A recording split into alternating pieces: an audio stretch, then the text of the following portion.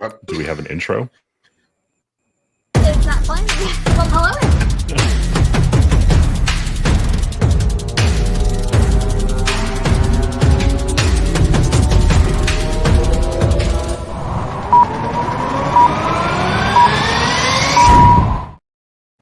Surprise. Fun. Hello. What is going on? Sergio, Chris, thank you for joining us. Happy Wednesday. Oh, welcome. Welcome How- to be here. Glad to be here. How was everybody's 4th of July? How's everybody feeling? Serge, do you get hammered? Well, I'm feeling good. Yeah. I felt no pain for 2 days, and I'm back to feeling pain today. I got really lucky. I was at this 4th of July barbecue, and I cut a little loose. Shocker. And on my way out of the party, one of the people there was like, "Hey, I got this thing you gotta try." So she gave me these. I don't even know what they are. They're like drink mixers or something you put in your water, and they like help rehydrate you. I'll be damned if I didn't wake up feeling like $1 million. I'm like, I need these daily. Really? Oh, honestly, it's really good, Kim. You That's you not might what need I thought this you were too. gonna say. That's not Kim, what you I might thought need either. this though. With all the smoke that's been going on in the Northeast, like we've been getting pounded, and they have these. I was at Walgreens the other day. They have these little oxygen things, like little cans of oxygen. You just take like a couple of puffs of that, and you just feel great afterwards. That's cool. So, tip if you need that, especially around the fires. Holy crap, that smoke! I saw them I saw them. Yeah, it's been bad, but I saw that at my local Walgreens. And I'm like, does that really work, or is that just something that they're trying to like push on people? And well, now I know that it works. Yeah. So we've got quite a fun show. But just real quick, Zach, that's not what I thought you were going to say when you said someone gave you something that you didn't know what they were giving you. What did you think somebody gave me? I was hoping for a one hitter or Mushroom. something. Oh, that would have been even better. Here, try this slice of pizza. It's got cheese, pepperoni, and some mushrooms on there. Freshly picked, by the way. Freshly picked. About an hour later, you're like, holy shit, I can see the stars and That they're is dancing. the best pizza ever. Wait, that's the fireworks. Yeah, no, it was just like a hangover cure. So feeling like $1 million today. So I'm grateful to that person. It was a perfect party favor, if you ask me. So we've got quite an interesting show. The founder of the RideShare Guy has a habit of booking these incredible interviews with CEOs such as Dara from Uber and more recently, Tony Xu from Doordash. So Kim, Chris, Sergio, and myself are about to critique the shit out of this Tony Xu interview. You guys ready for that? No. Hey, we got to be on our best behavior if David Risher's watching. So I want to play the devil's advocate today. So you guys go ahead and pound Tony Xu, and then I'll be Tony Xu for you all. Then I'm going to How about debate you, that? Tony. Yeah. All right. Let's see what you got. So- We got some clips lined up.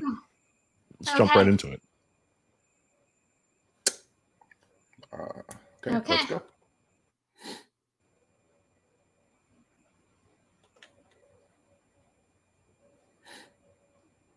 And that's usually how these products work. I mean, we start by doing the activities ourselves, and we have a program actually at Doordash called WeDash, where every month and every quarter and every year, everyone in the company, including myself, performs deliveries, and we had something like 99.9% of everyone last year 22 is at Doordash, and Oh, wow. it's kind of sits there, and we kind of make hypotheses, report the bugs and things like that. But we start creating hypotheses around what are the areas of problems that we should be tackling. Yeah. We actually vet some of that with a Dasher Community Council that we launched 4 years ago in 2019, where we have a group of Dashers in the U.S., Canada, Australia, and New Zealand that pretty much apply for this role and really are stewards of the community and kind of get their take on, hey, are these the biggest problems to work on? And then we go to work, and in some of the announcements that you talked about, all of them are important in their own right. This earn by time feature has been something that we've been thinking about for a few years now, and it's because One of the hardest challenges about a platform like the DoorDash platform, we have people who come from very different needs. We've had over 13 million Dashers in our lifetime who've earned over $35 billion, since then. But 90% of them dash fewer than 10 hours a week. And, the average is, even less than 4 hours a week. And so you have a small portion of Dashers that sometimes, see this as more of a full-time opportunity, but the vast majority come for sometimes 30 minutes a dash, sometimes up to 10 hours a week. And so it is tough to solve for every single particular use case. But one of the things we've heard is that there's kind of two modes, one of which is Dashers kind of feel like they understand how our platform works. They like the idea of assessing which orders are better for them versus which orders are not as good for them. And so they like to earn, by each offer. And especially now that we're getting to grocery deliveries and in-store shopping and package returns and all different types of tasks, even beyond restaurant delivery, they like that choice.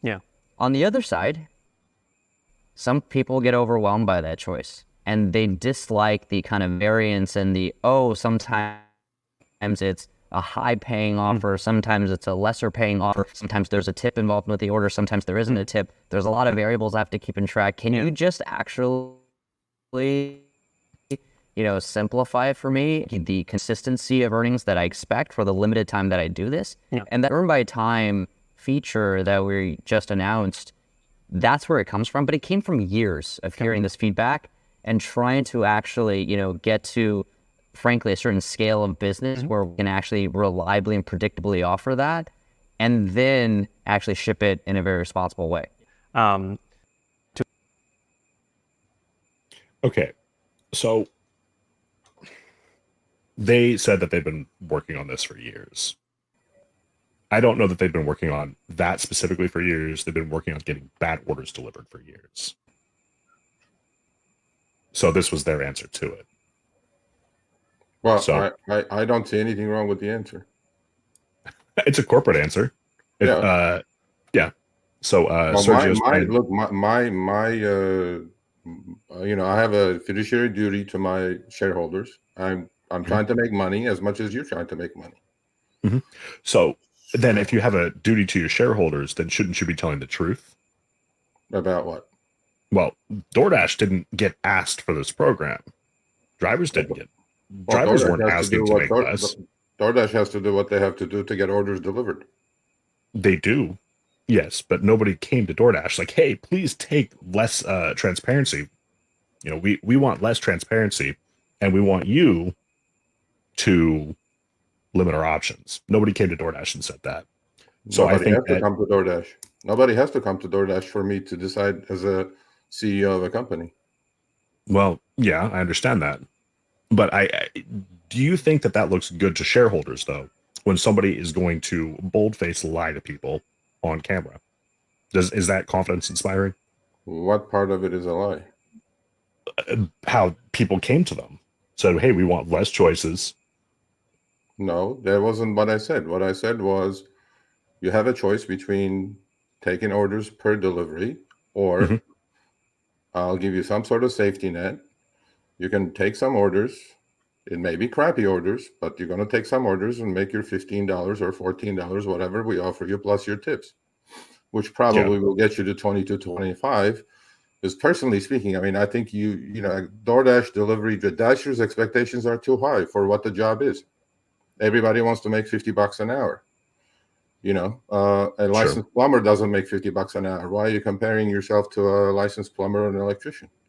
So to me, expectations have to be lowered to start with. This job will pay you 20 to 25 gross before your expenses, and nobody's putting a gun to your head to do it or not. Correct. So nobody said anything about $50 an hour. Yes, Kim? No, I'm going to say something completely different that I got out of this. I agree with him that majority of drivers are part-time and do less than a certain amount of hours. But what I didn't agree with is he was saying that, the difference between earn by time and Dashers who choose earn by order, there's saying that the dashers who have earn by order have a choice to take whatever orders they want, whether it's grocery delivery, food delivery. But do we really have a choice if you're throwing the diamond program or even this new tier program at drivers? It's saying a complete different message than what he was trying to convey. That's what I got out of it. Well, we're adding all these new verticals, right? So by just doing that, we're giving you more choice. As you know, as a top dasher yourself, some of these new verticals offer much better pay than just food delivery.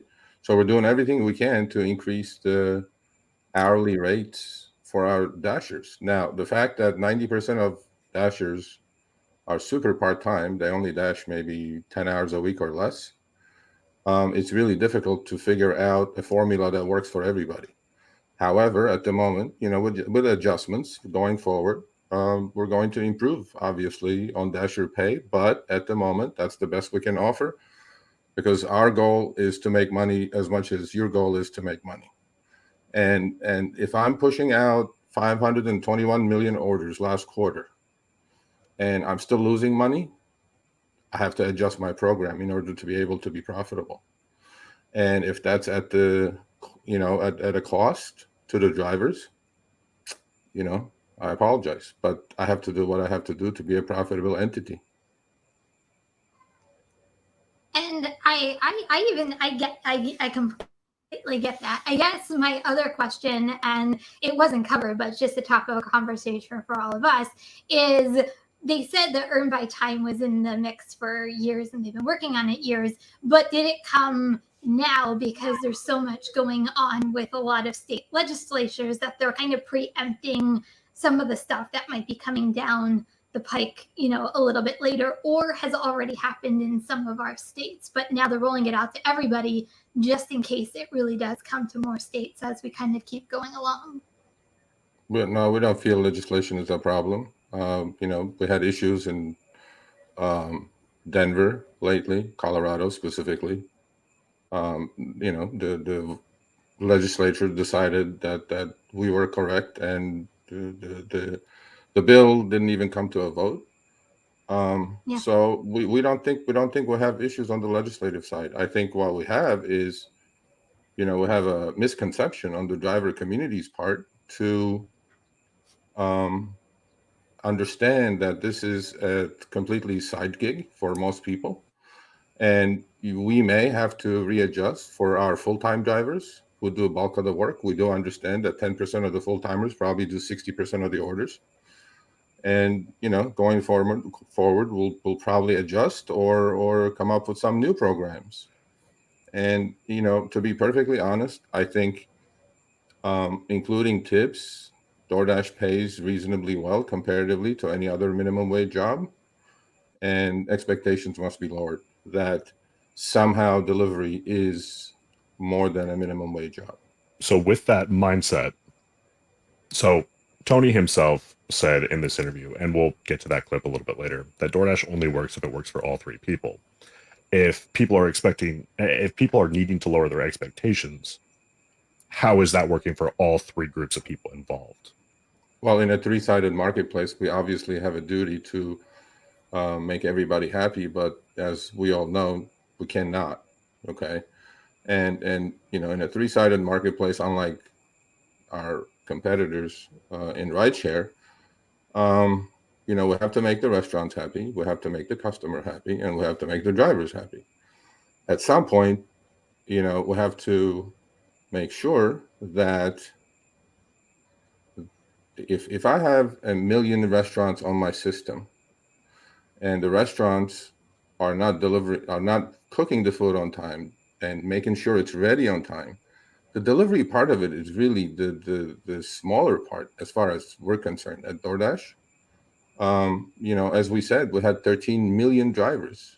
I mean, obviously, if this was such a bad gig, we wouldn't have 13 million dashers. They would be doing something else. So my duty, as far as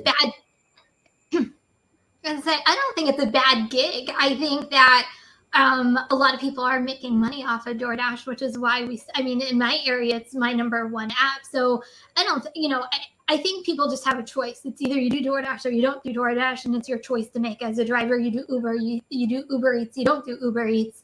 But what I find interesting, and he was actually even saying with earn by time, is a lot of people have, that mentality that they just want to come in, earn a certain amount of dollar per hour and go home at the end of the day. So to me, it's like they almost custom made this for a lot of the part-timers who have a W-2 and have that mindset going into food delivery, and they're kind of using it as a vehicle for these people that they can still earn $1 per hour because that's what they're used to in their W-2.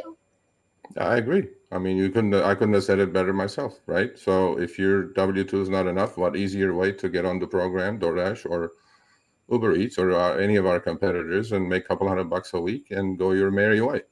And to us, the important thing is we need to grow. We're growing every quarter after quarter, sequentially, year after year.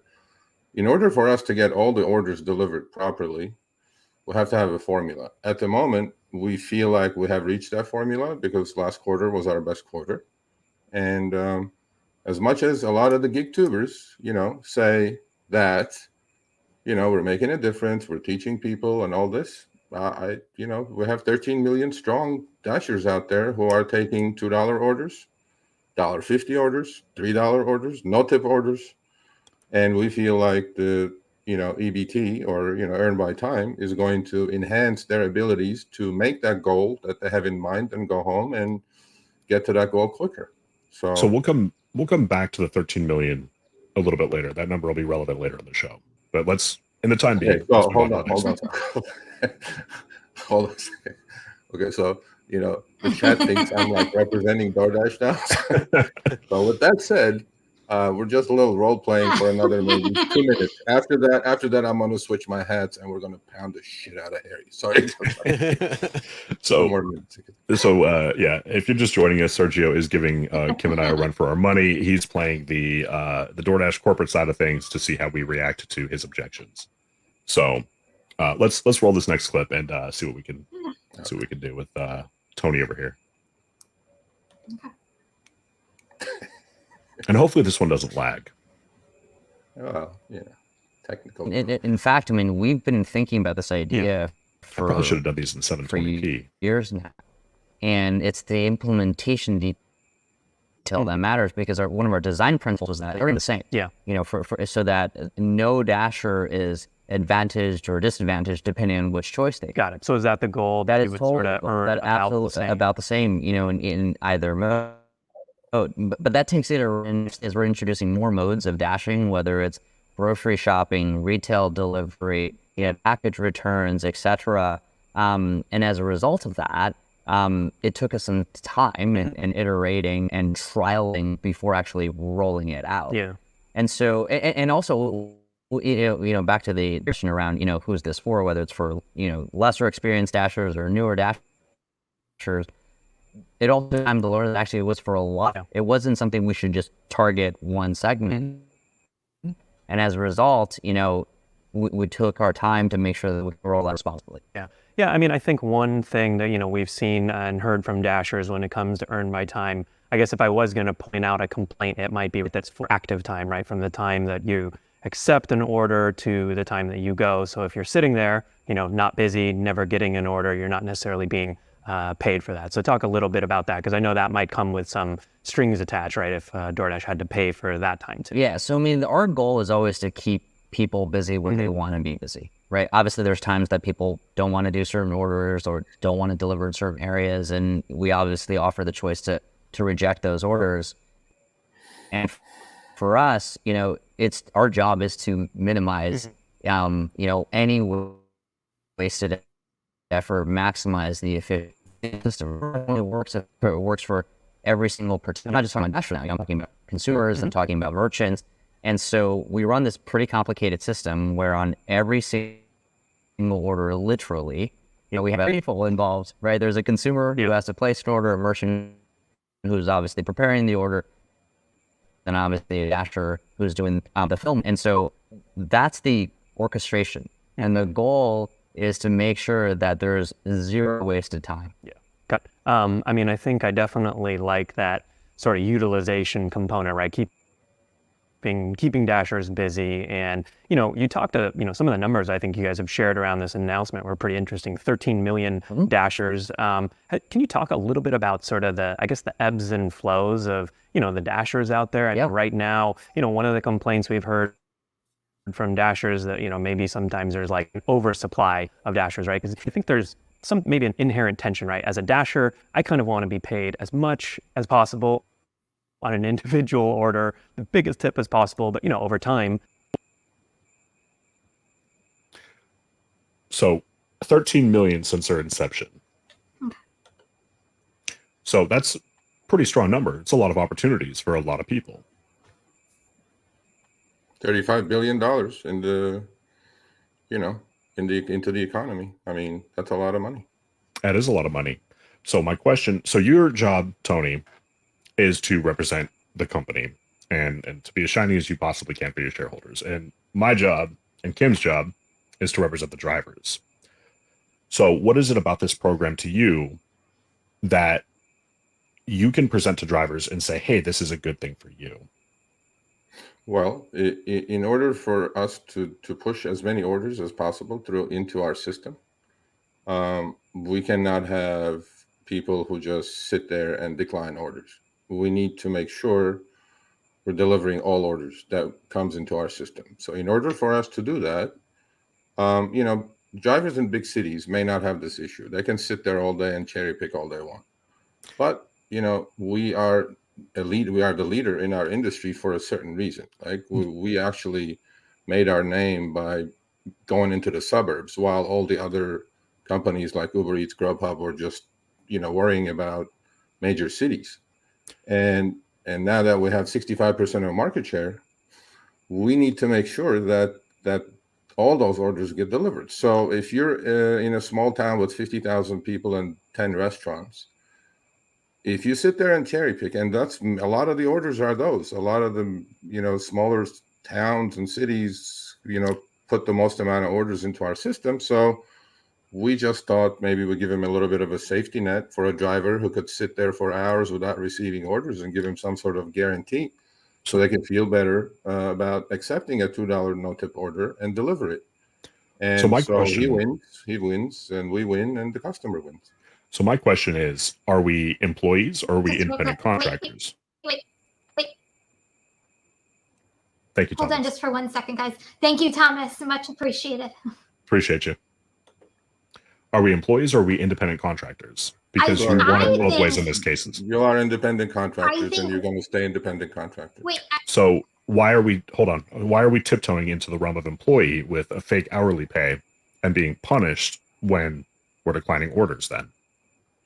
You are not being punished. How are you being punished? We are being punished because if we decline 2 orders, then you're kicked off of Earn by Time.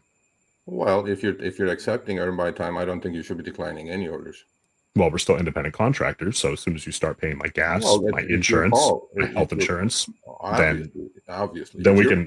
It's your call to decline orders. I mean, nobody's going to tell you otherwise. However, in order for us to get the most amount of orders delivered, right? First of all, how many orders can you do in an hour on the Doordash system?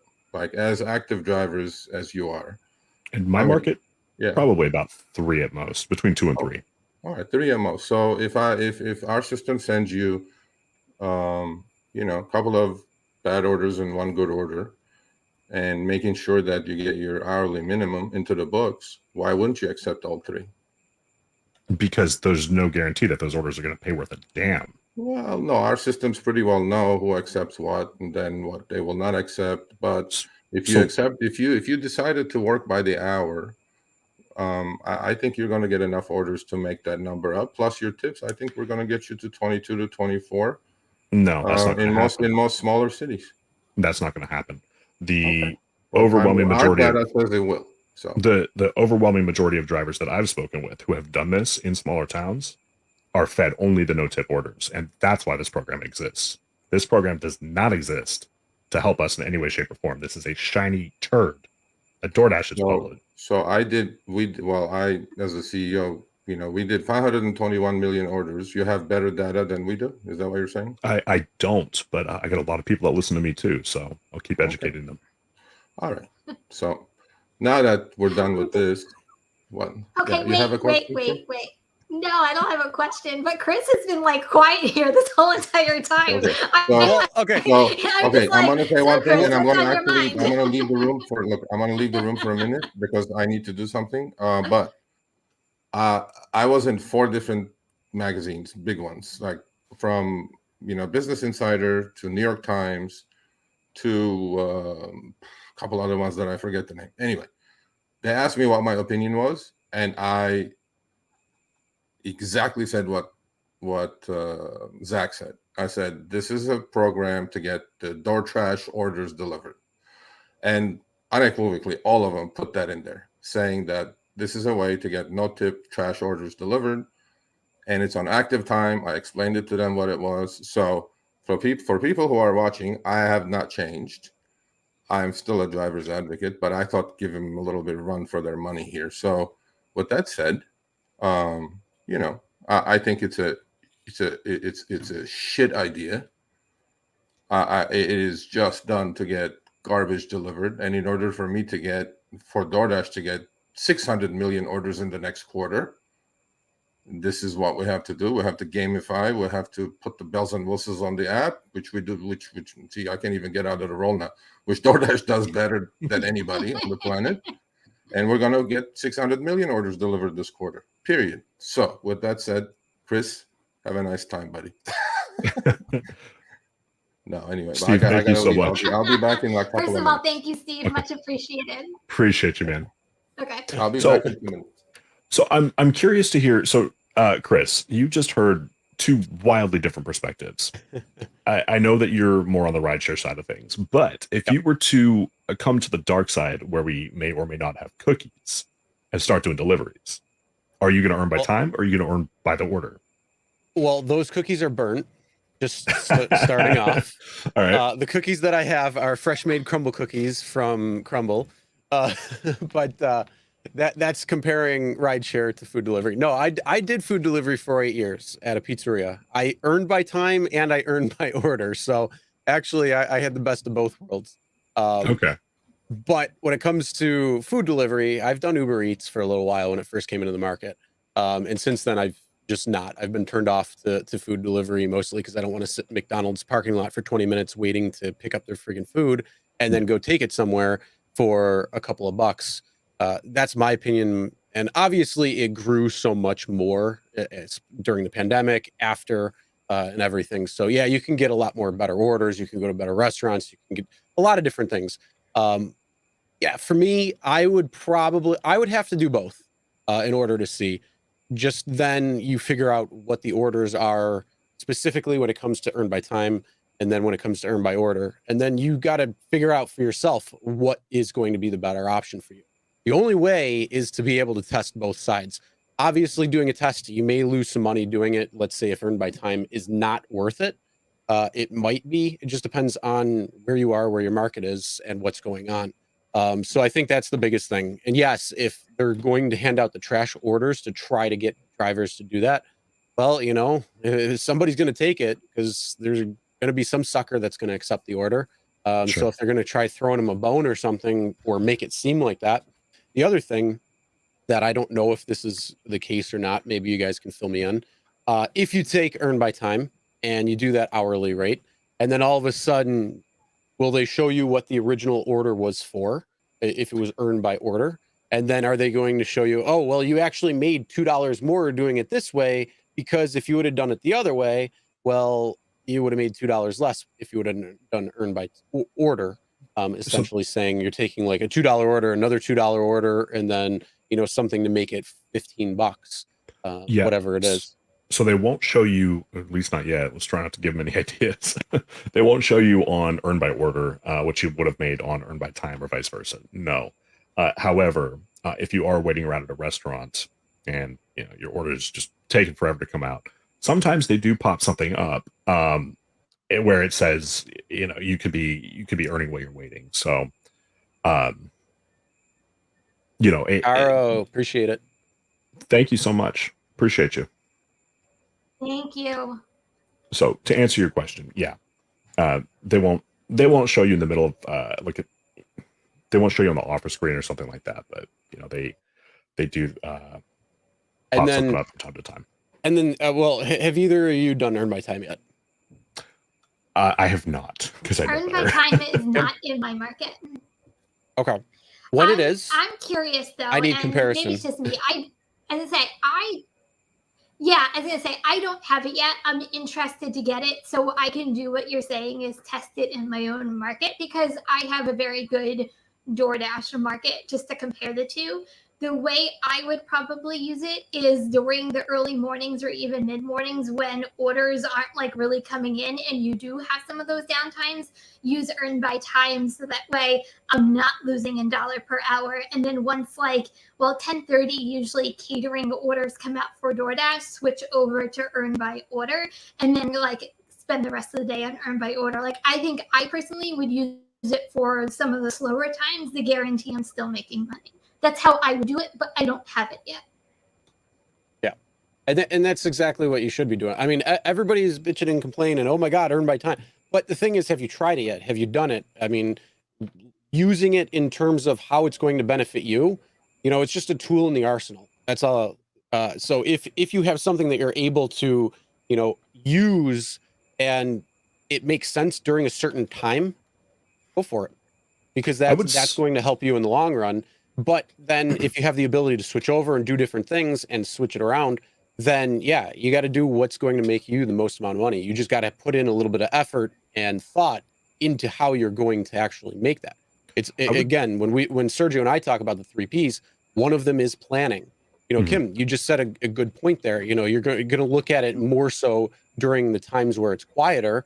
So you have that kind of little bit of net there, but then, your market 10:30 rolls around. That's when your orders are coming in. That's when, things are starting to pick up, and then you can exploit that for your benefit, which means you're going to make more money in the long term by using both. So really quick, we want to move on, but I could see this being beneficial for somebody who is in a small market, who does need to be top dasher to get any kind of hours. In that case, go for it. If you're going to have to accept a bunch of trash orders anyway, might as well. That way you don't have the temptation to decline. So for the rest of these, I think what we're going to do for time's sake is just play the clip and each of us give a brief comment on it if we have one.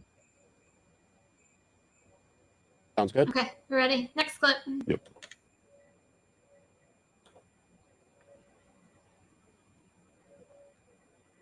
The company's, bottom line, the company's overall, and kind of keeping dashers busy. Is there a trick you think about, or how do you think about it's one thing to say we should keep dashers busy, but is there a number, or you know what I mean? Yeah, well, that's what's so fun and challenging about running a platform where our goal is to make it work for every audience. Yes. Dashers, merchants, and consumers. And so I wish it could be sometimes just one metric. Honestly, it'd be a much easier business to run, to be candid with you.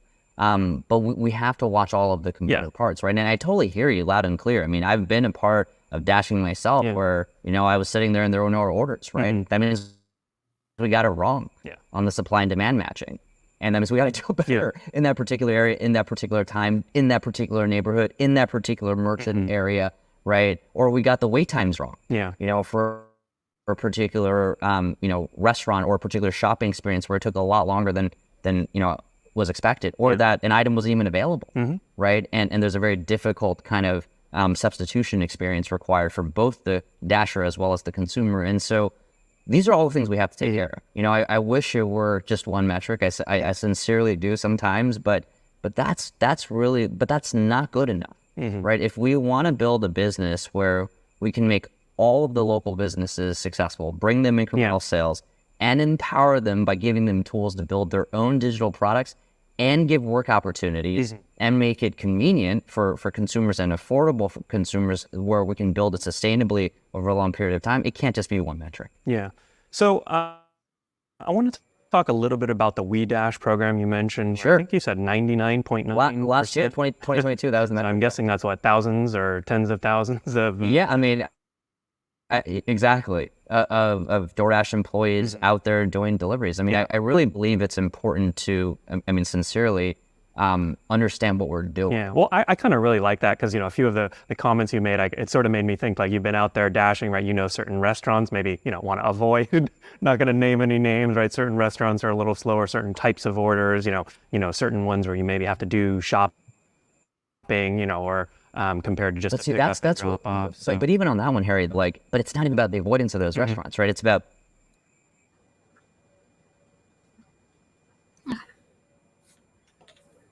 All right. About what?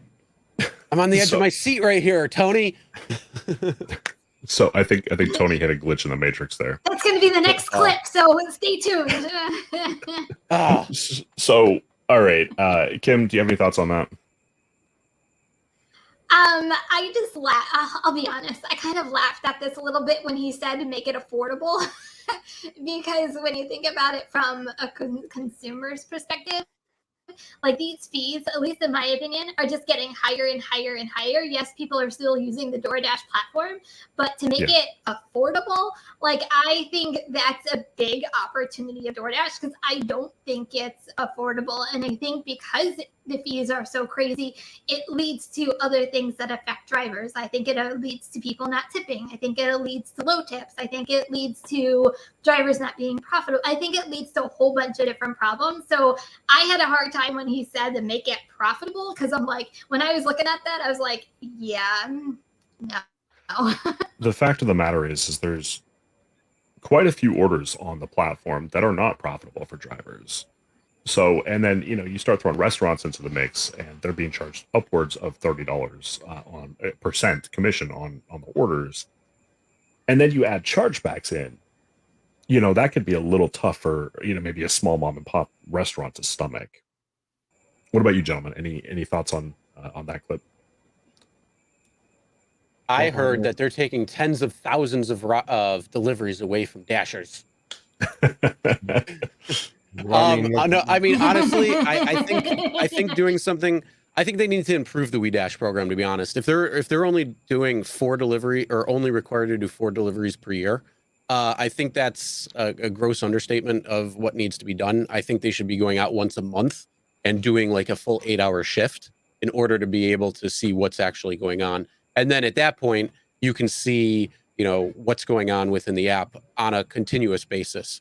So if you're going out there for a couple deliveries, getting in your WeDash time, whoop-de-doo. If you're not going in there and actually going in, seeing the orders coming in, taking the orders, understanding going to the merchant, understanding going to the customer, and then your own frustrations as a Dasher, I don't think it's going to hit a different level if you're able to do something like that. Sergio? Yeah, I agree. I mean, look, during the pandemic, DoorDash took off, obviously, for obvious reasons. And actually, I'm very surprised that they're able to grow once the pandemic was over, right? So in a 3-sided marketplace that this is, DoorDash has to charge as much as they can, which they're doing with all the increased service fees, because if you compare it to 2019 to today, the service fees, delivery fees, all these fees are up astronomically. Sure. Which none of it is being passed to the driver, right? And first of all, you can't even buy a pack of freaking chewing gum for $2, okay, Mr. Shoe? I mean, think about it. If you're gonna feed me on EBT or earn by time $2 orders, and fill up my active hour that way, and I'm just gonna kind of take it and move along with it. I don't think in this day and age in 2023 there should be $2 orders, $1.50 add-ons, all this garbage that is thrown the driver's way. But that's what they have to do. They have to charge as much as they can, and they have to pay as little as they can. The only people that cannot charge more is the restaurants. They hit the limit 15 to 30%, and that's it. So, and the algorithms are doing that beautifully. Charge as much as they can, pay as little as they can, and they're going to continue doing it. One thing I want to say quickly before we move on, and actually I meant to say this before as well. That's twice now that Harry did not let Tony get away with a half truth. So the first time it was about the earn by time, saying, okay, well, it's not really an hourly rate. So props to Tony or Harry, excuse me, for not letting Tony get away with that. And then he also said, oh, well, we might not want to go to certain restaurants. And Tony tried to do something different with that. But I think that's in the next clip. We'll take a look. I mean, he almost said sincere. He goes, I wish there was a better way. That's his Freudian slip there. And there is no better way. As long as you're going to charge as much as you can and then pay as little as you can, and that's your goal, there's no better way. I mean, what is the better way? It's called the profit sandwich. You betcha. Yeah. So. Let's see the next one. We ready for the next one? Yeah.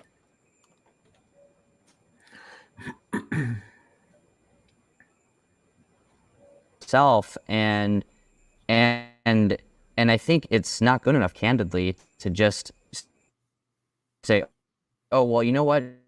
If we just solve these top 5 pain points, we're done. Yeah. That's not, we actually have to, did we help you solve your goal? Yeah. And if your goal was to achieve X and we didn't do it in whatever it was, by the way, it's not always a money thing. Well, then we have to go do that. That's bullshit. And so that's how I think about our relationship with drivers. Yeah.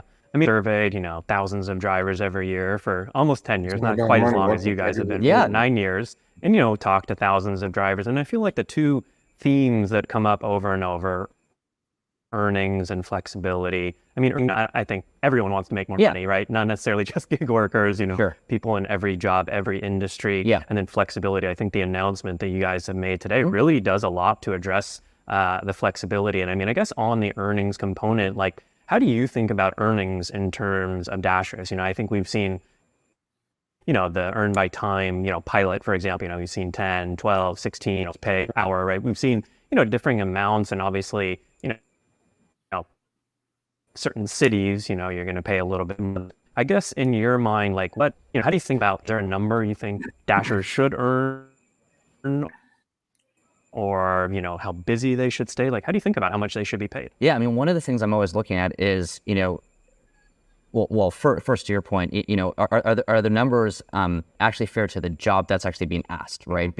Because DoorDash today is not like the DoorDash of 10 years ago where we were just restaurant deliveries. Yeah. Some deliveries now are just structurally going to take longer. When you're shopping for a basket of 25 grocery items, that is going to take longer than going and getting up a pickup order from, a fast food restaurant, right? And so the first thing is, we have to really make sure that it's fair to the task that is being asked, right? The second thing we look at is, the supply and demand component, such that we actually don't want to have an oversaturation, right? We do not allow an unlimited supply of Dashers to get out on the road, and that's intentional to protect Dasher, right? Dasher earnings, I'm happy to say, when we started the company, it was something closer to like 16 an hour nationwide.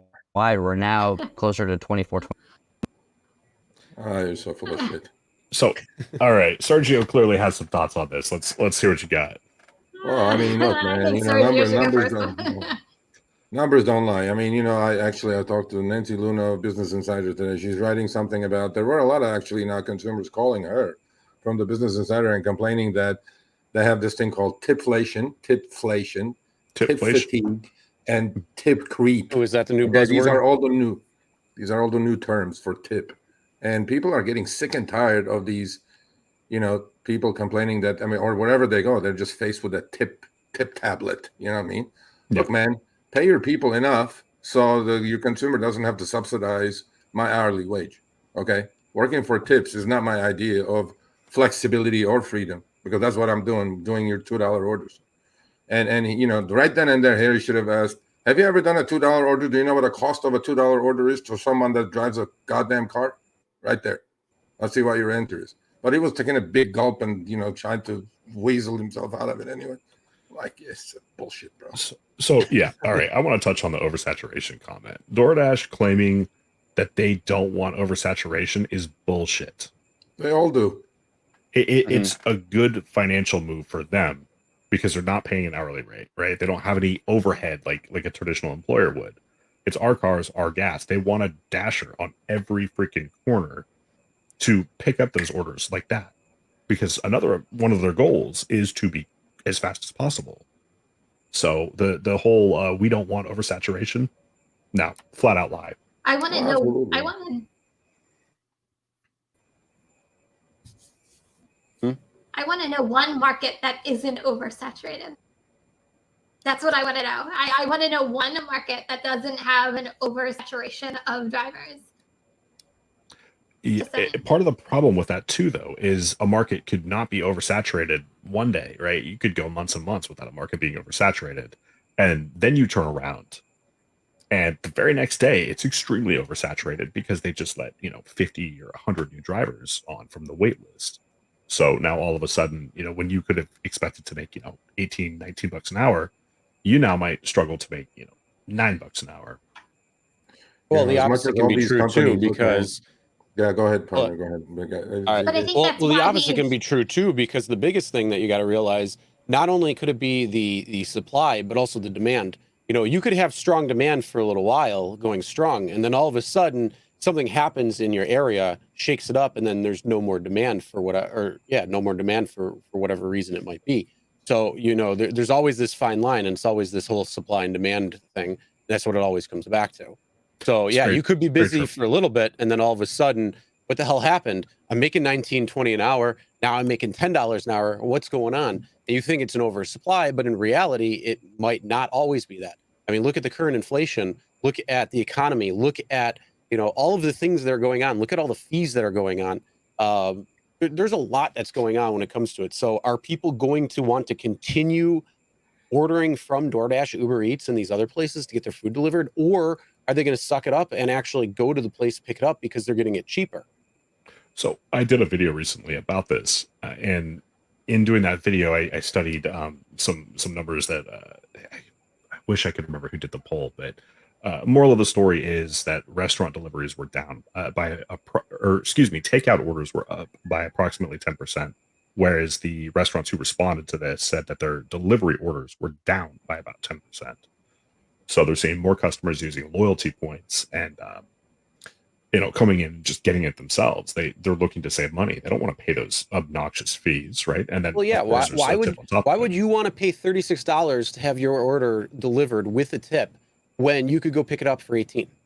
Because some people have more dollars than cents.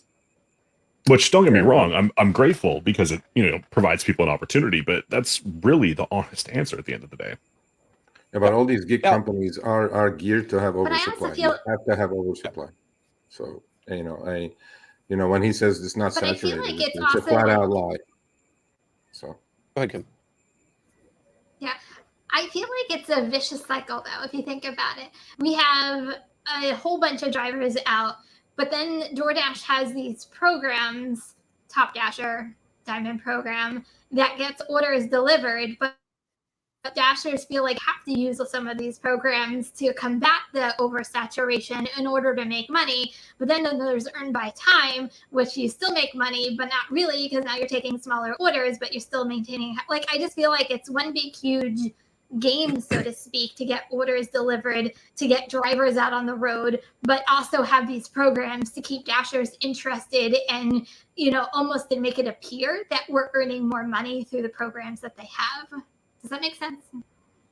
Well, that's exactly it, because they want drivers on, they want drivers to be active, and that's the whole system. It's the gamification and gamification of these apps. So DoorDash is doing what DoorDash is doing in order to try to compete. Because here's the other thing. One of the things that he said in there was people aren't always doing it for money. And true, but let me ask you, Kim, Zach, Sergio, everybody in chat, who here is doing it for money? Whose time is to the highest bidder? So most people are going to say, yeah, they're in it for the money. All three here, besides myself, you're in it for the money. Again, chat, chime in right here. What do you think? Are you in it for the money? Are you in it for something else? What's going on there?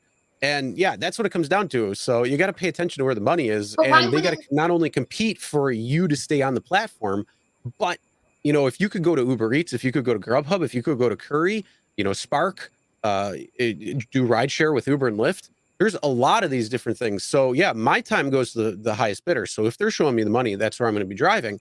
But that they got to put in these programs to try to entice drivers to stay on the platform, whether it actually shows more money or not.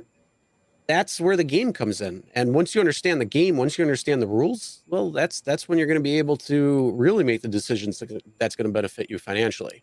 I mean, but I had a driver that delivered an Uber Eats order to me last week. The guy said, "I take every order." I go, "Why do you do that? Like, why?" Like, and then he goes, "Look, I'm out here only on the weekends, Friday, Saturday, for 20 hours. I'm just going to take everything, make the most amount of cash flow I can get in my pocket, and then I'm going to be done." So that's why this is a problem in most cases, because there are more of these. If Tony's numbers are right, and 90% are part-timers, like the guy that delivered to me, they don't care. They're going to take the money, and then because they're trying to maximize the cash flow for those 20 hours that are out there for those 2 days. And if they sit and cherry pick, they may get it, they may not get it. But the other way, they know they're going to get it. Whatever it is, $2, $3, $5, $8, and DoorDash will throw a cherry in there once in a while. And they're going to make their goal of $100 a day or $200 a day or whatever, and then they're going to be happy with that money. That's the problem with all of this, is that oversupply. Yeah.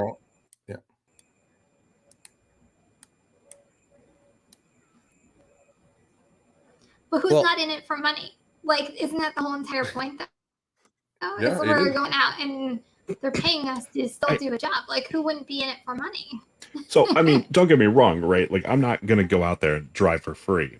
But at this point, I might go out and drive because I'm bored. I'm like, everybody's. Am I lagging? I say, but everybody does it for a reason. So it's either like you could be paying for a vacation, you can be putting away to a Robinhood account. You could, like, everybody has the motive or the reason behind doing DoorDash, but it's because you do get paid.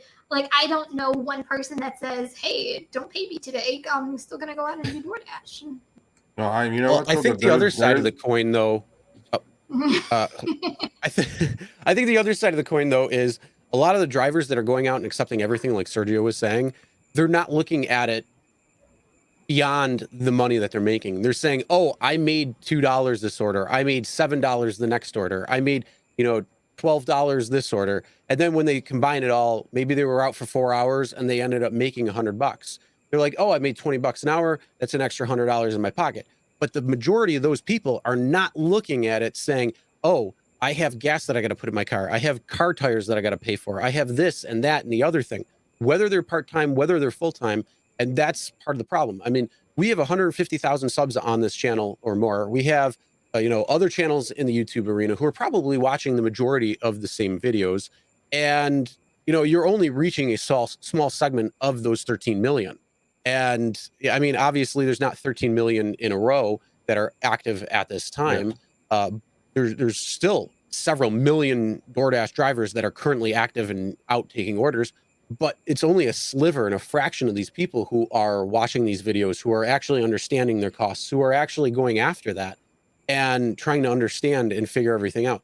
But the average Joe, what they're doing, they're saying, "Oh, an order's coming in. I'm going to take it because I'm going to get money." They don't care if they're making profit or not. They're not realizing if they're making a profit or not, because they're not taking the time to actually go in further and think about it and figure out these costs. Yeah, I mean, I agree with Chris 100%. There are drivers like us who know their numbers and they want to be profitable. And you can do gig economy 2 different ways. One is cash flow, which after 6 months, you'll have a worn out car and a worn out body, and then you have nothing to show for it because you literally took out enough equity out of your car to pay for your short-term bills. And then you did that. That was your goal. You accomplished it. You move on.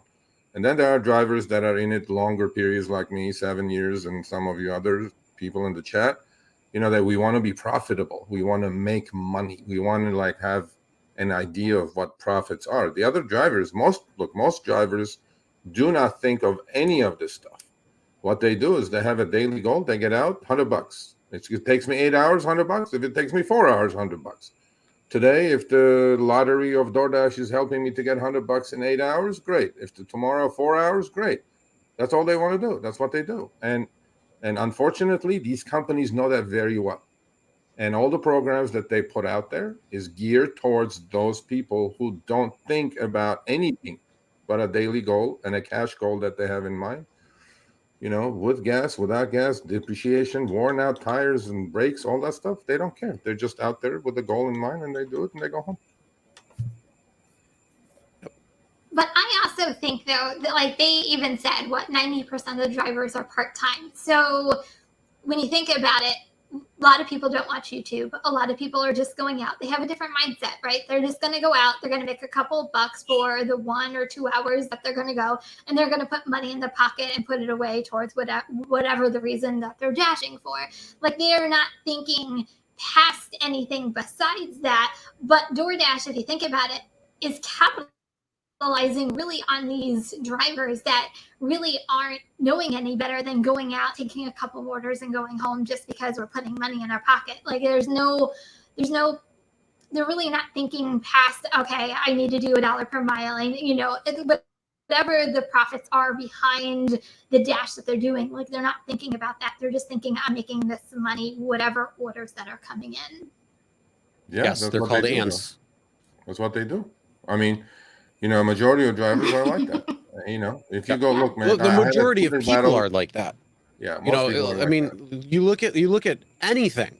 That's the majority of people. The majority of people go with the flow, and there's very few people who will go against that. And those are the people who, can change things or will, be better off for themselves, whatever it might be. But yeah, that's the whole thing. You look at an ant hive. That's why we call them ants. It's because they just go and they do basically everything that they're told. They're good little employees. And I say it like that because, that's how they're going to treat them at this point. And you're just, the thing is, the vast majority of drivers, whether it's rideshare, whether it's food delivery, whether it's last mile, they're not thinking about this stuff. They're just going right for it. They're going for the money. They're thinking about the money that they're getting, whether it's whatever it's for. But they got to step back and say, is this worth it for me to take? And you got to do it on a ride, a delivery, or a last delivery or basis that's coming in. So you got to know your costs, and then you look at that order coming in. Hey, is it worth it for me? No. Why? Yeah, well, it's not paying me.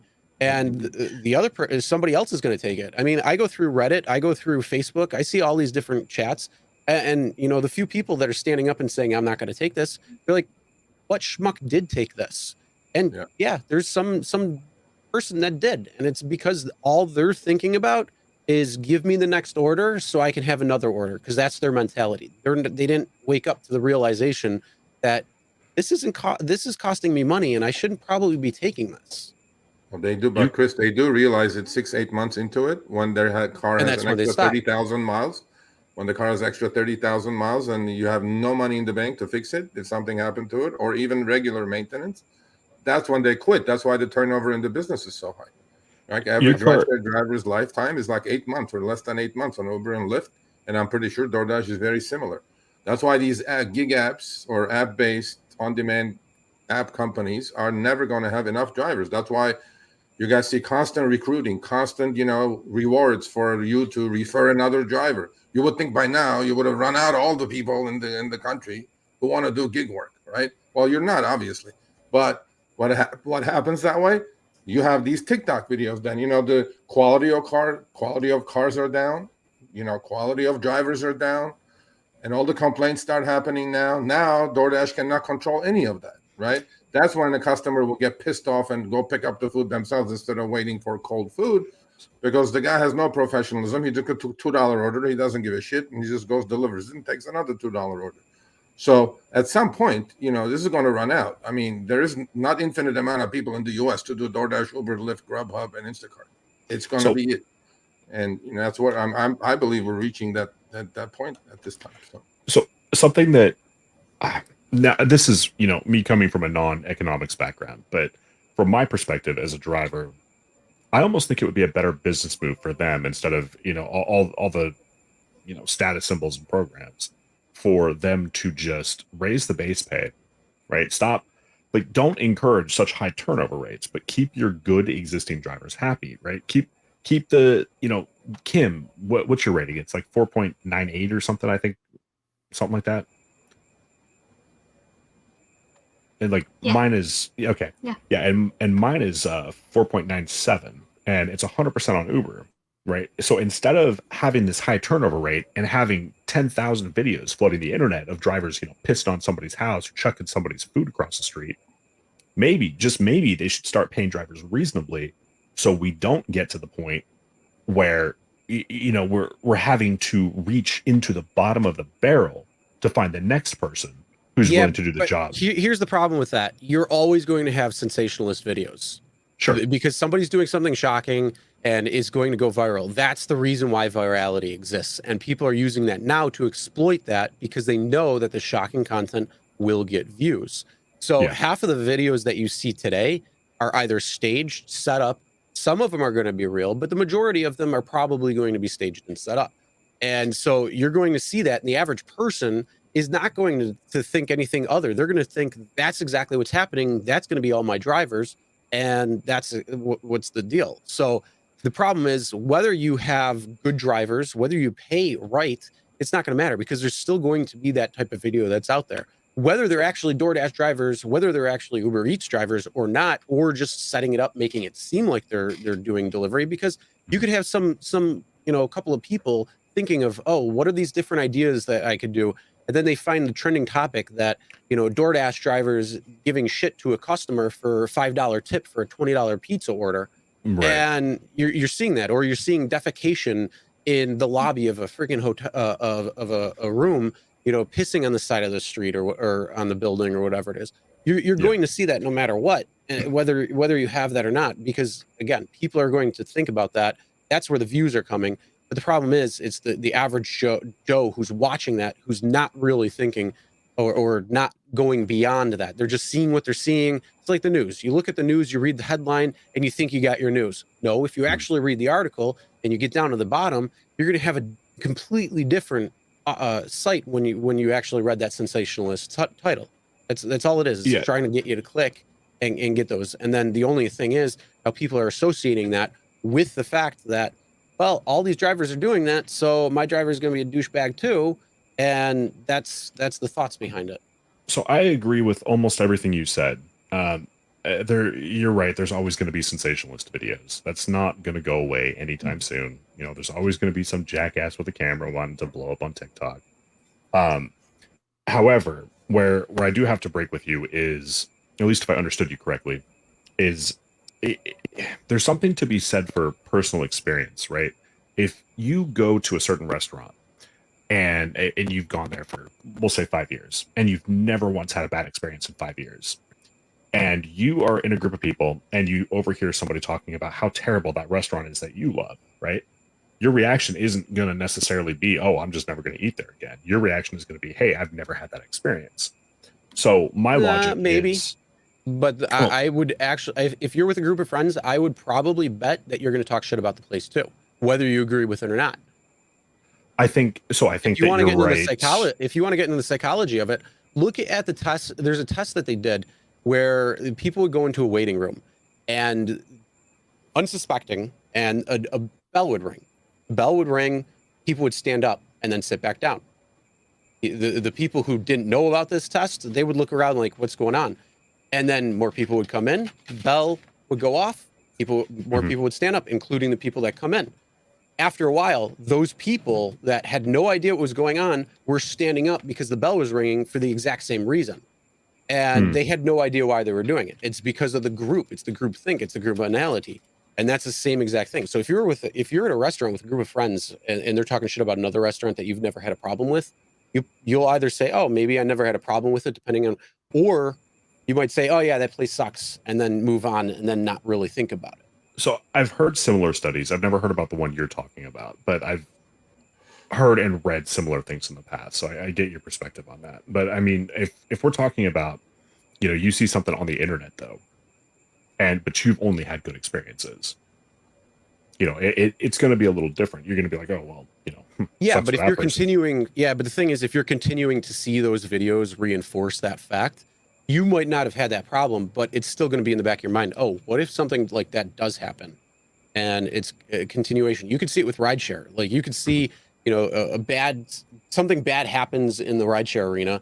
And then all of a sudden, a little bit later, you're going to start getting riders who are, either thinking about that, worried about that, and then they have to have that peace of mind that that's not going to happen. I've had that a couple of times over the course of a few years, different things like what was that one girl in South Carolina with the whole say my name stuff, that whole thing, that shook up everybody.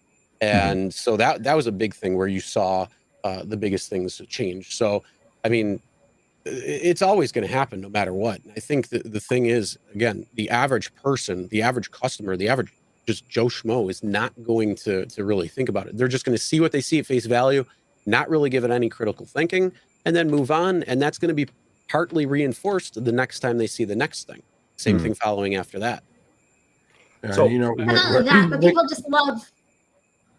When it comes to your people comment, just Zach, love when it comes to your nice wishes of, better drivers getting paid more, that's been our wish in the rideshare industry for years. It'll never happen, but yeah. It's never going to happen. The reason for that is these companies have figured out it's easier to recruit newbies because they don't have any, scar tissue. Yeah. And by the time they figure it out, we're going to suck the blood out of them anyway with taking all those $2 orders with a EBT maybe or whatever else, or with Diamond Zone or some other bell and whistle. And by the time they're gone, I'll have a new sucker coming in anyway. So they have figured out the cost of recruitment versus paying the existing veterans more. And they surely have done those calculations. And they've come up with the conclusion that churn and burn is the attitude we need to keep going. And until today, it's the same thing, right? On rideshare is the same thing. On delivery is the same thing. Churn and burn works. The reason for that is they have no scar tissue when they come on the platform. I have so much scar tissue from rideshare that my shoulders have scar tissue now, right?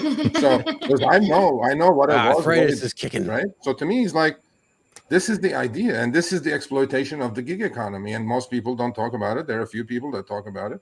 And when they say they call them progressives or this or that or whatever, but it's reality. That's reality.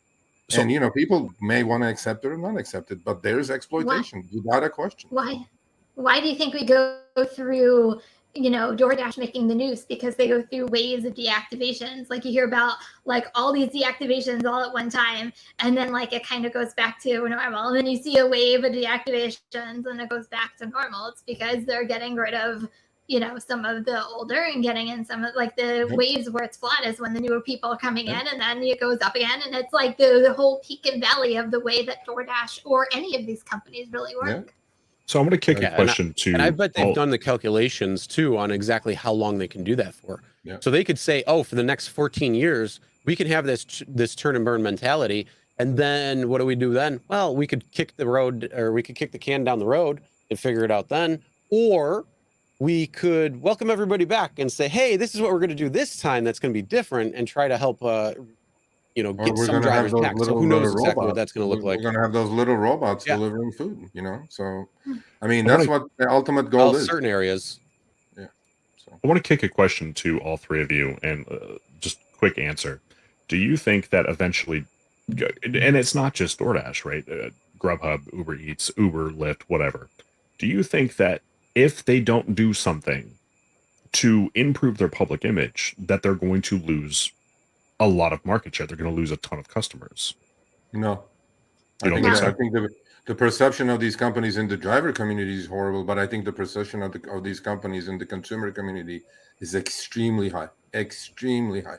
A lot of people depend on these companies to get their stuff together. And, a lot of families get their food or groceries delivered. To them, it's a savior. And you have to look at it both ways. Driver community perception is horrible. Horrible. We put out videos, 99 out of 100 comments is negative. But I bet you if we put out some videos for the consumers like, it's great. I push a button, car showed up. I push a button, groceries showed up. I push a button, my dog walker showed up. Unbelievable, convenience, great. Until they have a bad experience. But look, Uber has 132 million monthly active users. There's only 170 million adults in this country that could use Uber. They literally have reached a scale that is like almost there, right? And DoorDash just broke 65 million monthly active users. So if there was such a revolt on the consumer side, they wouldn't be growing like this. They wouldn't be adding, through Dash Pass or Uber One or whatever that they do. So yeah, I don't think so. I think the consumer is used to this now, and they're going to keep using it until price elasticity comes into play, and then it gets so expensive that you don't do it. That's it. But if you think about it, Good. And say, if you think about it from even a driver's perspective in a little different way, and I just did a video today about this, that with DoorDash being in the spotlight this past week, between these new announcements, between the interview with Harry, between the $10,000 going to 200 things, as much as good press as all this is out there, do you think it will ever change the mind of Dashers who think negatively on DoorDash? No, it didn't even scratch the surface. We're still going to think what we think about DoorDash, regardless of what they're trying to push out to the world. And I don't think any of us are blind or anything like that to DoorDash. I just think we're always going to think what we're going to think about these companies, regardless of what they're trying to push out to us. Well, that's because of Kim, Zach, we have intelligence, right? I mean, we're reasonably educated people. We have intelligence. And then to us, the key is not that. The key is not just to bash these companies, because I think there's really good parts of the gig economy. Sure. There's things to be fixed, and we're going to try to fix it one by one. We're doing certain things, but to me is everybody bashes this and bashes that. Bashing is not going to get you anywhere, okay? No. Because these companies have an agenda. They're going to follow this playbook. You exist, you don't exist, they don't really care, right? But at some point, see, my concern is on all of this is that, the knife is hitting the bone now. I mean, you stab me, and then now it's hitting the bone. It can't go any further. And I think with what they're paying drivers, that's where the knife is at now. When that happens and enough people start crying and their voices gets louder, then legislatures are going to get involved. And that's what I'm afraid of, that all this may get somewhere that we all don't want to get to, because I know all of us want to stay independent contractors. So that's the problem, right? When you start getting the government involved, they don't really know what it is that drivers truly want. They have this bastardized idea. So they, we scream, we want transparency, we want better pay, right? They take that to mean, they want to be employees, they want health insurance, right? And it's not like that. So that's why I'm always a little apprehensive myself to suggest government intervention, I suppose. We're kind of at a point, I think, where the common sense legislation wouldn't be the worst thing in the world. But again, I'm terrified of what happens when the government starts getting involved in gig work, because it's gonna, our message is over here, and it's gonna end up somewhere way over there with what we actually get. And I would like to keep my option to say no thank you to Tony Shu and to Dara. Yeah, but then you have so many people racing you already. I mean, you can cherry pick. If your market is good, obviously you should cherry pick all that stuff. But the power these companies have through their PR departments, through their interviews that they do and whatever not, it's undeniable, right? I mean, in every single magazine, DoorDash was with this big announcement, every single one, from Wall Street Journal all the way down to, whatever, Sacramento Bee or whatever they are. My thing is that they have such strong PR, right? They spin things and they sell things in such a great way that our voices are getting quashed, right? Because we know it's garbage. We know it's bullshit. We know it's geared, for $2 trash orders to be taken. But, on that end, I don't have a problem with legislatures coming in who depend or get some knowledge from people like us who know the industry inside out, that they could present these companies passable legislation, right? That they're not going to just take it all the way to the Supreme Court or reject at every turn.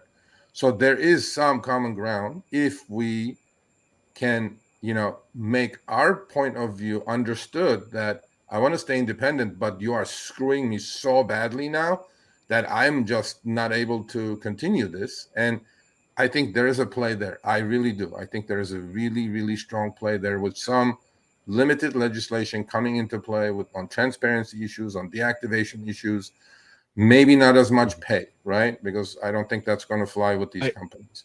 But I think, But I would rather, I hold on one second. I can stomach slightly lower pay sometimes if I had the transparency 100% of the time. If I had all of the necessary information in front of me to make an educated decision, then I can decline or accept an order knowing exactly what I'm going to end up with, and I don't have to gamble on it. And See, that's where they get you. You're compromising one thing in order to gain another, when in fact you should say, I want to keep my pay or get it higher to a point where it's, this standard. I have bills that I have to pay, but I have my car maintenance because I'm using my car. I have gas. I have all of these other things, and something has to be put forward that's going to be, reasonable for you, for Kim, for anybody else who's driving, food delivery, anybody driving rideshare, same thing. You got to figure it out where it's going to be reasonable on all fronts. But the thing is, a lot of people say, well, I'll give up a little bit in pay. It's the same thing with rideshare when they came up with upfront earnings. Well, you give up a little bit of pay in order to see where you're going, the pickup and the drop off. Now you have all that information. No, I want to get paid the same, and I want to have that same information. I don't want anything less. I don't want to settle. I know what my worth is. Yeah, he's all right. Chris is 100% right, because we shouldn't exchange lower pay for transparency. It's just no. Why would you stick at the bottom of the barrel when you're teeter-tottering, when you want to rise up a little bit? You want to rise up at least, 1 or 2 levels there. You don't want to just say, break my arm a little bit, but I'd rather have you break my arm than break my hand. I mean, that's what you're saying. To clarify, so I'm not saying I would trade lower pay for transparency, right? You're not saying you'd trade. You'd say I'd understand, and that's where part of the problem is. A lot of people will give up something because they think they have to. They think they have to give something up in order to gain something, when in fact that's not necessarily true. You don't have to give up either. You could actually gain one thing on the other side while keeping it, or gaining on the other side too, where it'll still come out as a win-win for everybody. Well, I get your perspective, but this is kind of a multifaceted thing for the delivery side. We've got the way that the offer screens display to us, which are not transparent, right? You have to guess. But on top of that, we've also got like tip baiting, for example. So if we knew 100% for sure that wasn't going to be a factor, but that's kind of more along the lines of what I'm talking about. I want to take but you guys have to understand. I know the tip baiting part. I do enough deliveries to know all this stuff, but that's when I think we need to focus seriously. As the biggest channel out there when it comes to gig economy. I'm not counting the entertainers out there, but I think we have enough of a voice now to speak to legislatures, to teach them what's happening, to make them understand. Because to us, teaching the drivers, 13 million drivers, 3 million at a time they're active delivering. We're going to reach 10,000 out of 20,000, 100,000 out of 3 million. Not going to happen. That's not going to be enough of an effect. But I think where we can come in now, which I think we have enough of a voice now, that people are taking us seriously on this channel especially, that we can make some changes happen on the legislative side, especially when it comes to these issues. That I don't think anybody that writes legislation in any state even knows what tip baiting is, even knows what hiding the tip is, even knows that if you see an $8 Uber tip, that you know that there's a hidden tip there. If you see on DoorDash, the same thing. So to me, these nuances, these legislatures don't understand, which is very important to the driver's daily life, right?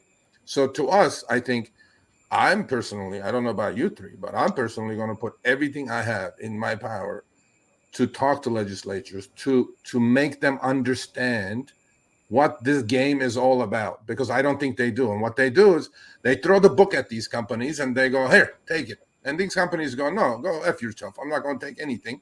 They buy some lobbyists and then they fight and then they win. But if we had an understanding, if we spoke their language, and if we had a rebuttal to everything they're coming up with, because they always say, oh, rates are going to go up, no price elasticity, customers are not going to order food, and where everybody is going to lose.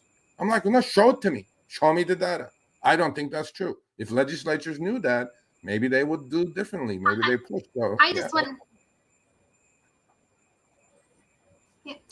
to say something about legislation, just real quick. Is my fear with legislation is they go off of what they think they know, not what is actually happening with actual drivers. And I encourage every driver to get involved with their local legislation, state legislation, whatever you need to do, get involved, because they need to hear what we do as a driver and not what we think as a driver. Like they need to know, like not going through articles on, the Daily Dot, knowing what TikToker says about the DoorDash driver. Like they need to hear from drivers like all of us that, this is exactly what we're going through. This is why we want to stay independent. This is what works for us. This is why we want our flexibility. Like they don't know all these nuances that we know, and they need to listen to us as drivers so they know how to proceed with the legislations that they're trying to pass. I agree. Yep.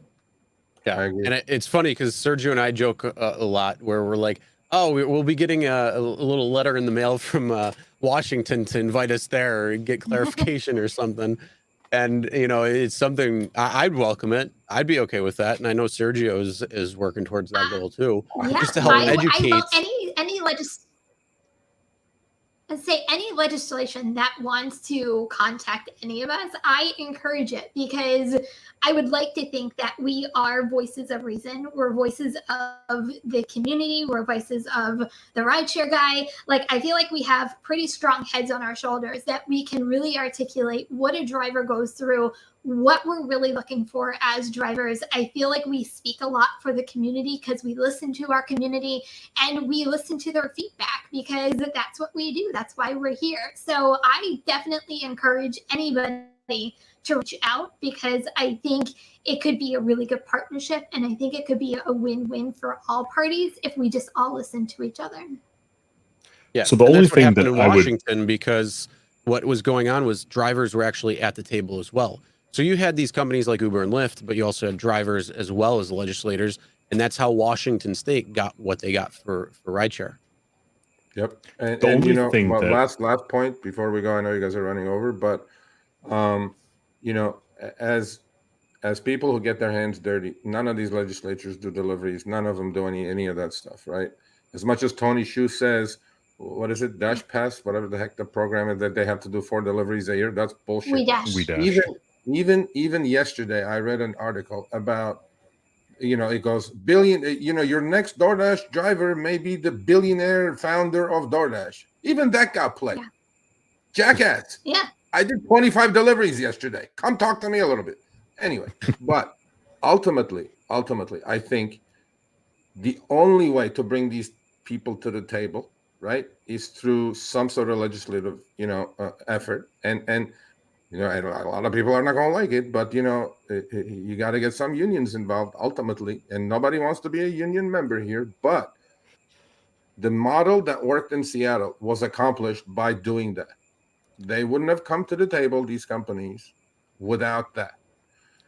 As drivers, we know we're not a united voice. There's all kinds of BS going on. We may have 4 of us have a united voice, but then whoever watches us has a united voice. But the rest of them are like, oh, no, I don't want this. I don't like this. I don't like it. Well, you know what? You got to pick yourself a leader.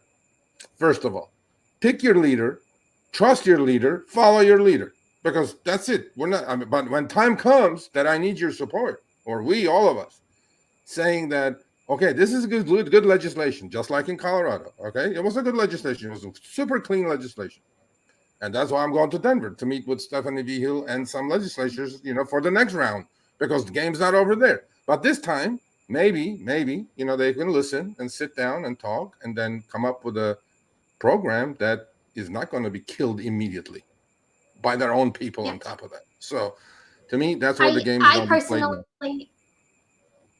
I personally think a lot of these companies are feeding the legislation what they want to hear, and not truly what the reality is behind the driver. Like, there has to be a middle ground, like you said, Sergio, and there isn't a middle ground right now, because they're talking the ear off of these companies are talking the ear, because this is where money's invested in a lot of these legislation. So, there has to be a voice for us along with, a voice for the companies, but it can't just be these companies feeding them money and feeding them all these things that they want to hear, not what true reality really is for workers, merchants, and these companies.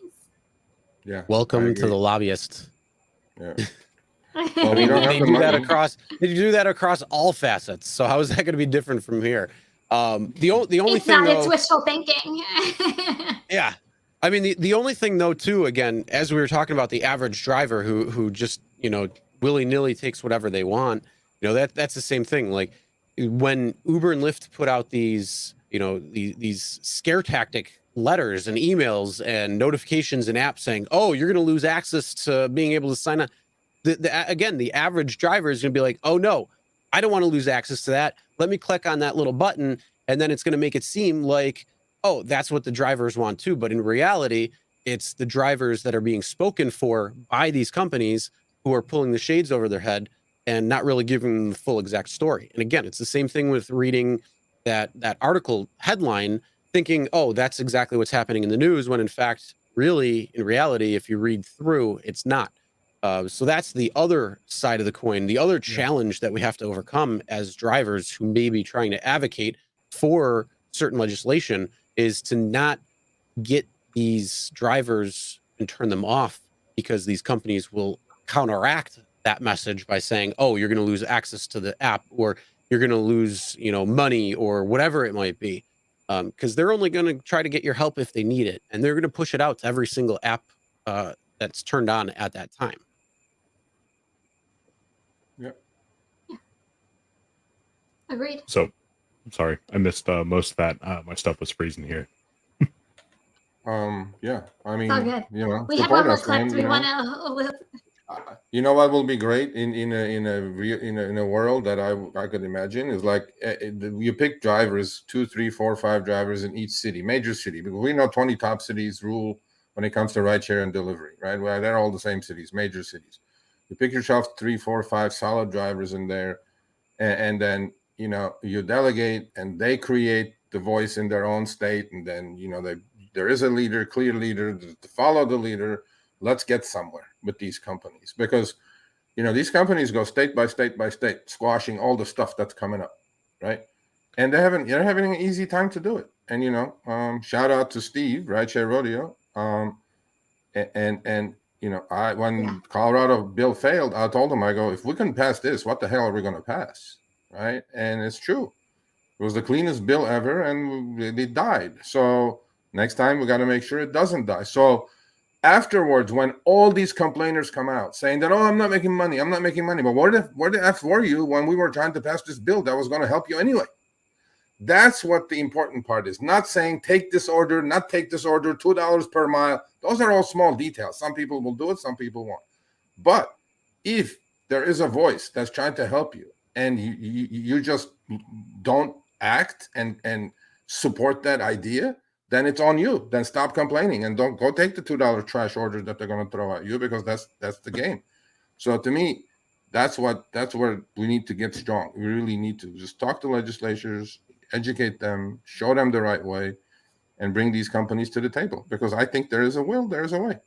On top of that, it's also important to talk to other drivers, because not everybody is going to know what is actually required of them as a driver, and what is more ideal from the company perspective. So if you're sitting around waiting at a restaurant, waiting for your order to come up, there's no harm in chatting up to the driver next to you, saying, hey, what are you accepting? Show me your order. And if they took something horrible, educate them. Yeah. You guys do. We have I'm sure one you more do clip. it all the We're time. gonna play it real quick. We'll go through it real quick. The last one. Okay. Oh, we have more. If I screw Tony's shoes, screw Harry. I give it an F. We're all getting fired tomorrow. Here and there. What do you think about that? There's a lot of self-selection. I mean, I think you're totally right. I remember when we started the company 10 years ago, we ran a very simple, very, very simple, non-statistically significant. I'm a math major, so I kind of have to, be careful with what I say here. But experiment where we had 20 DoorDash drivers and 20 Uber X drivers. I remember, and both groups were making about $20 an hour. This was in Palo Alto in 2013, and I remember making a simple offer, for $25 an hour to see if the DoorDash drivers would drive Uber, and if the Uber drivers would drive DoorDash, because just to see, to your point, how much of it was self-selection, how much of it was, an overlap. only one driver out of the 40 said yes to switch it. You know, and I think honestly the answer was pretty obvious in my face, literal in my face if I actually looked at it, because the two groups of people were totally different. You know, I mean, over 50% of the Dashers are female. You know, a tiny percentage of ride-sharing drivers are female. The average age of Dashers was much younger, you know, 10 to 20 years younger than the average age of rideshare. The vehicles required are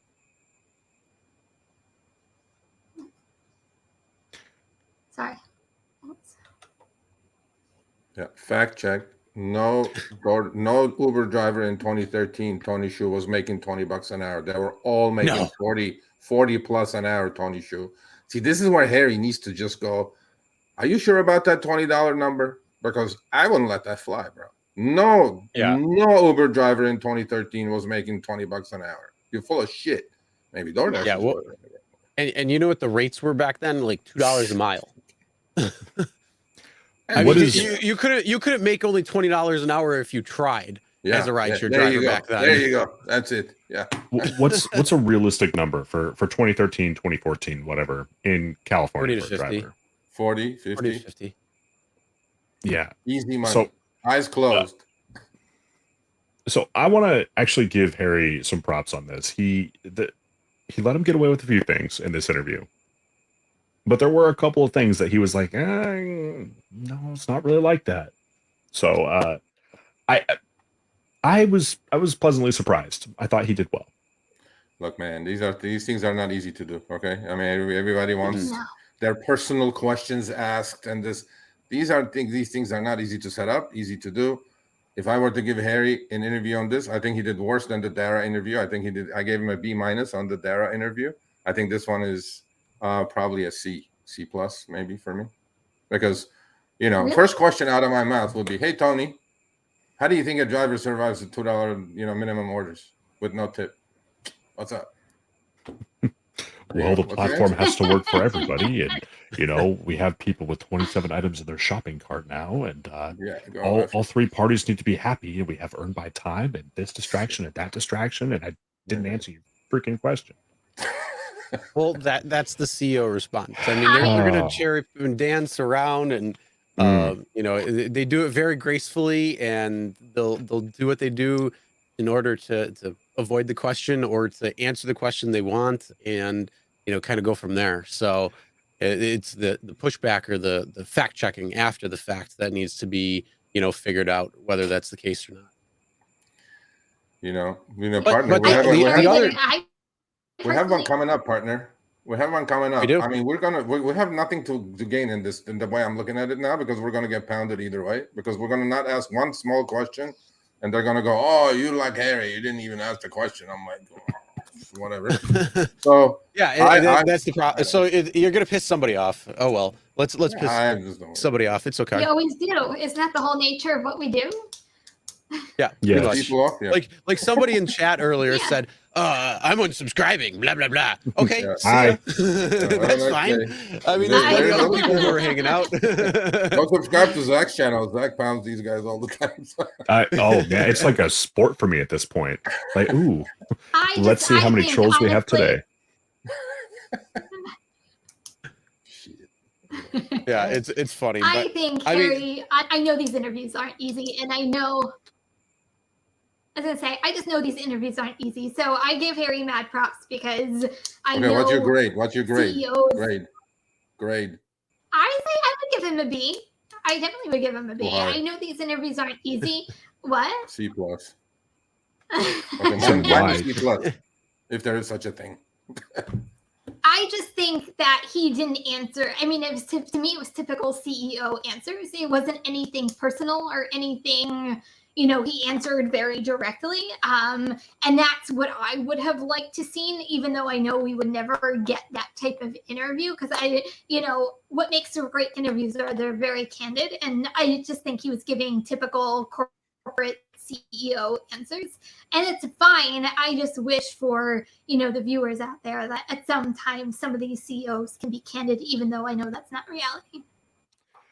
Next time he does an interview with Tony, I just want to be in the room. Like, I'll put on a nice ass suit and shit, just stand behind Harry like this, and the only thing that could come out of my mouth the entire time is "That's bullshit."